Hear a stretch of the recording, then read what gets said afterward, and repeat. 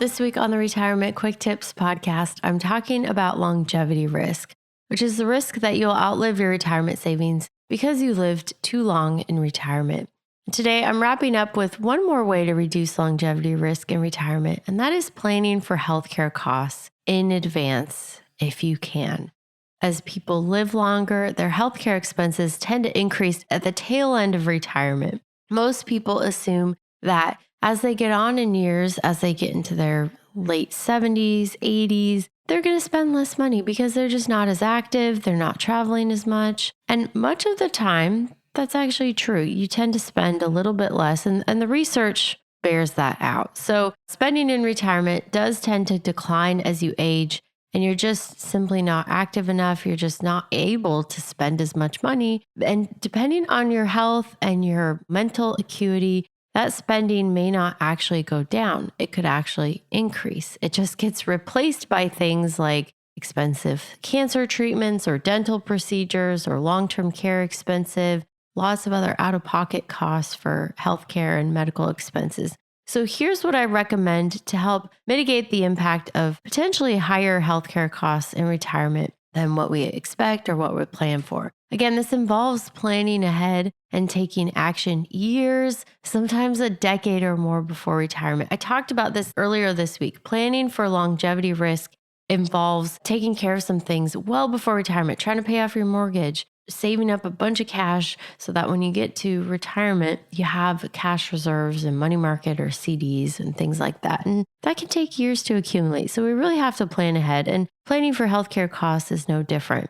So ideally, what I would do is I would start saving and investing in a health savings account or an HSA if you have access to one of these funds. You have to have a high deductible health plan through your work in order to utilize the health savings account. And so I would recommend exploring that option first and foremost, years out from retirement. And also, we want to earmark those funds in the HSA for use in retirement. If you do this at least 10 years out from retirement, you're going to be able to, especially if you're maximizing your contributions, you're going to allow the account the opportunity to grow potentially to six figures if you're maxing that out and if you're investing it for growth. The default for most of these health savings accounts is that the money just goes into cash. So you need to be proactive and invest the money so that it can grow and build up and be worth much more than your original investment over a long period of time. That's the goal.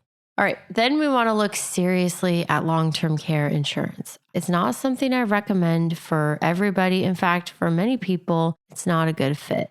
It is expensive, but if you end up needing a home healthcare worker, helper, or step up from that, maybe you need to move into assisted living. If you end up developing dementia or Alzheimer's, it's another level on top of that. And if you need memory care, this gets really expensive really quick. If you have someone in your home coming to help out and take care, especially if they're more full-time and working, many days a week, that can cost you $5,000 a month. If you're in memory care, it's as much as $15,000 a month. I have clients who are easily spending this amount of money every month for assisted living, long-term care, things like that. So if you cannot self-fund through your assets without draining your investment portfolio for $10,000, $15,000 a month outflow towards some type of long-term care help, you're going to want at least some long-term care coverage to help offset those costs. You do have options because if you run out of money completely, like lower income retirees, they're not going to be paying $15,000 a month out of pocket because they don't have that kind of money. So it's not like you will be left on the streets. And I think most people realize that.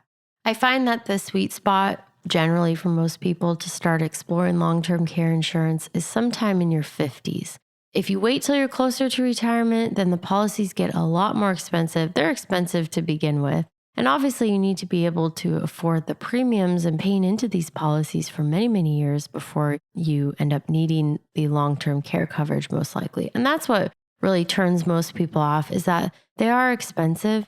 But when you compare that to what the outflow will be, especially for a long period of time, years spent in some type of assisted living or needing long-term care coverage or needing long-term care help, they tend to be less expensive than paying for that at the other end. So, in the last year before you retire as well, I also recommend finding a health insurance consultant, someone who specializes in Medicare.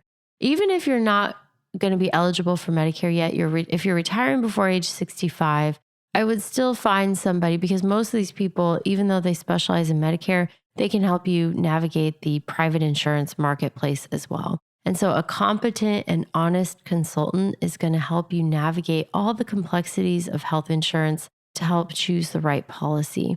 This can save you a lot of money. Make sure you have the right coverage. You want to pick an independent agent, though, who can recommend policies from different companies. You don't want someone who's captive to one carrier who's only going to recommend their policy. And again, if you retire before age 65, before Medicare, they can help you find other insurance policies to kind of plug that gap. And then once you're eligible for Medicare, they'll help you navigate the different coverage options and the different plans, part A, part D, part C, part B, part Z. I don't even keep track of. It's a lot of alphabet soup of Medicare options and supplemental plans. And so we want to select the combination of coverage that fits your needs and your budget. And it's so important to find somebody to help you navigate that rather than try to figure it out on your own. All right, lastly, make sure to include projected healthcare costs in your annual spending budget for retirement. So out-of-pocket costs for healthcare, there's still going to be a significant annual expense for most people, even after Medicare. So you're on Medicare, you're in a plan, that's not free. You're going to have to pay out-of-pocket costs for that. And it's usually going to be right up there at the top with your other expenses. It's usually top 3 in terms of annual expenditures, what you're paying towards healthcare. And so failing to budget for that can really blindside you and really increase your longevity risk as well because you lived too long, your healthcare, medical expenses, long-term care costs, the whole shebang. It was all too expensive and caused you to unexpectedly run out of money early. All right, that's it for today. Thank you so much for listening. My name is Ashley Michike, and this is the Retirement Quick Tips Podcast.